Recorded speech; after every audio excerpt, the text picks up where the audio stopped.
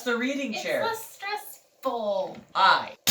What up, you guys? Welcome again back to another episode. Story time and happy rhyme. Today we have a special treat. Because instead of reading an old story I wrote in high school that I haven't read since high school, we're going to be reading an old story of Bethany's from some time previously that she has written. Most of these I also wrote in high school. Awesome.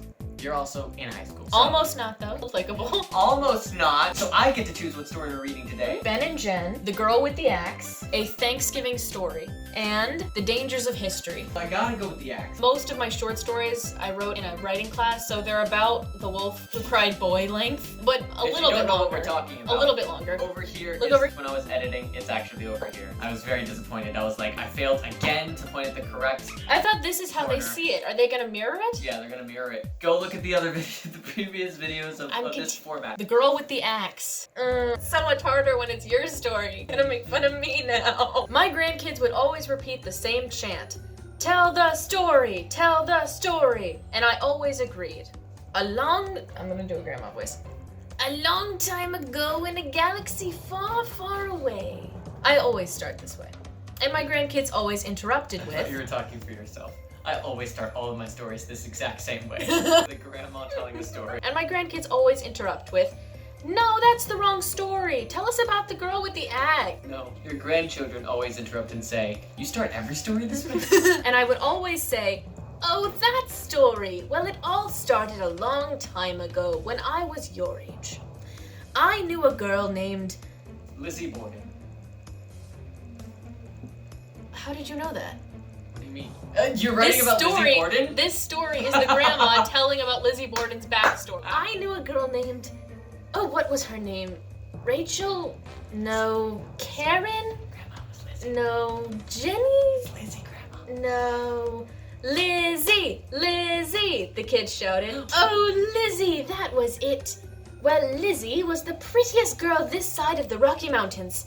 And on the other side, too. There was never a time when she didn't have a date to one school function or another. That is, until he moved to town. His name was, oh, what was his name now? Jacob? No. Martin? No. Philip? No. Lucas! Oh, that's right.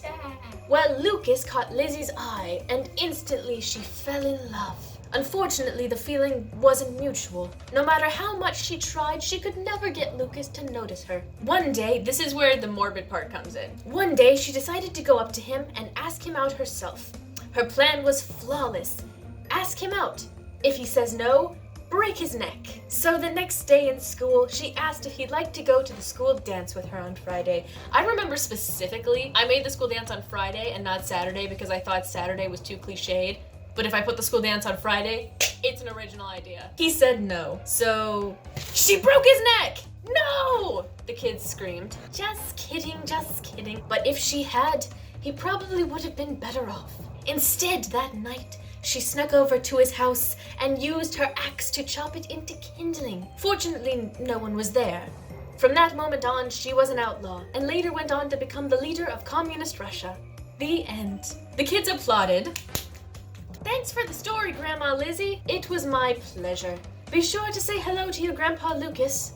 They all ran outside to play as I went back to my room and polished my axe. So what would we rate that as? So it was the Lizzie Borden origin story and sequels. It would be like if Monsters University turned out to be Mike telling the story to Celia the entire time. I was interested the whole time, so that's better than I can say for most of the ones we've read of mine. Page 6.5. Page 6.5. Really? I was gonna say 4.5. I'd probably give it more if it wasn't my story. Now we have a story and a poem, a Thanksgiving story, and the dangers of history. I guess I can guess which one's a poem. The one that doesn't have story in the title. So let's read the poem. It's not a good poem. The dangers of history. I was surrounded on all sides at the Colosseum in Rome. The people cheering, the lions nearing, I just wanted to go home. The lions slowly paced, my heart it quickly raced. I needed help, I gave a yelp, and vanished without a trace. I opened my eyes and found myself in the middle of World War II. The explosion was heard, the rest was all blurred, but the plane no longer flew. The pilots jumped with parachutes and I was left alone. The ground was coming closer, but I just stood there on my own. The ground was drawing near. I'd never felt such fear.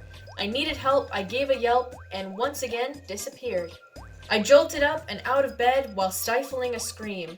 I gave a sigh and calmed my heart. Thank goodness it was just a dream. That's it. This was when I was 11, and it was the first poem I ever wrote.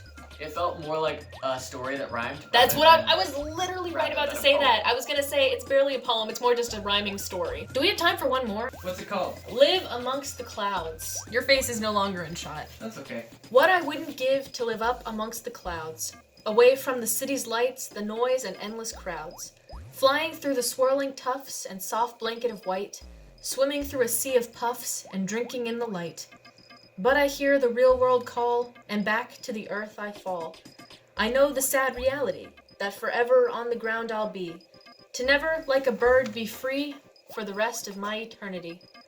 But till death grips me round the neck and darkness overcrowds, I'll dream one day I'll fly away and live amongst the clouds. I think it still makes a little bit too much sense for poetry. It's too bad we didn't get to Thanksgiving story, because that one's kind of funny. Yeet! Yee. See y'all next time.